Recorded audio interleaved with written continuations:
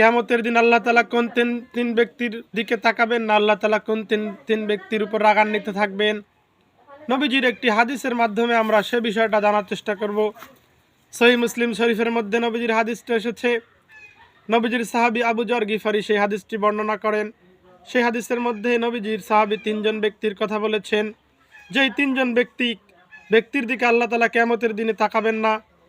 তার মধ্যে প্রথম ব্যক্তি হচ্ছে সেই ব্যক্তি যে টাকনুর নিচে, যে সেই পুরুষ যে টাকনুর নিচে কাপড় পরিধান করে। টাকনুর নিচে আমাদের সমাজে এখন অহরহ অনেক যুবক ছেলেরা টাকনুর নিচে কাপড় পরে। তো এই হাদিসটি থেকে আমাদের শিক্ষা নিতে হবে যে যুবকরা যেন কখনোই টাকনুর নিচে কাপড় না পরে। এবং দ্বিতীয় যে ব্যক্তিটির কথা বললেন, সেই ব্যক্তিটি হচ্ছে সেই ব্যক্তি যে দান করার পরে খোঁটা দেয়। এরকম লোক আমাদের সমাজে রয়েছে যে একজন মানুষকে সারা জীবন দান করে আসলো এবং হঠাৎ করে একদিন খোঁটা দিচ্ছে যে আমি তোমাকে দান না করলে, আমি টাকা পয়সা না দিলে তুমি মরে যাইতা, এটা সেটা অনেক কিছু খোঁটা দেয়। তো এই খোঁটা দানকারী ব্যক্তির দিকেও কিন্তু আল্লাহ তাআলা কিয়ামতের দিনে তাকাবেন না।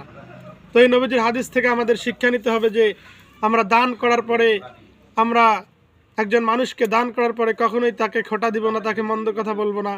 এবং তৃতীয় যে ব্যক্তির কথা এই হাদিসের মধ্যে আবু যর গিফারি বর্ণনা করেছেন, সেটা হচ্ছে যে ওই ব্যবসায়ী যে মিথ্যা কসম করে তার আসবাবপত্র জিনিস বিক্রি করে।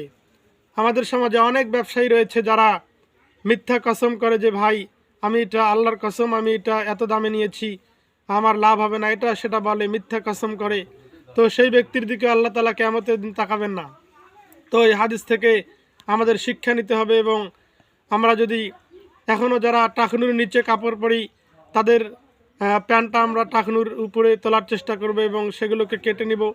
আর যারা দান করার পরে খোঁটা দেই, তাদের উদ্দেশ্যে বলবো যে আপনারা দান করে খোঁটা দিবেন না। এবং ওই ব্যবসায়ীকে বলবো যে আপনারা কসম করে, আল্লাহর নামের কসম করে কোনো জিনিসপত্র বিক্রি করবেন না। তো ভিডিওটি ভালো লাগলে অবশ্যই লাইক, কমেন্ট, শেয়ার দিয়ে আমাদের সঙ্গে থাকবেন। আসসালামু আলাইকুম।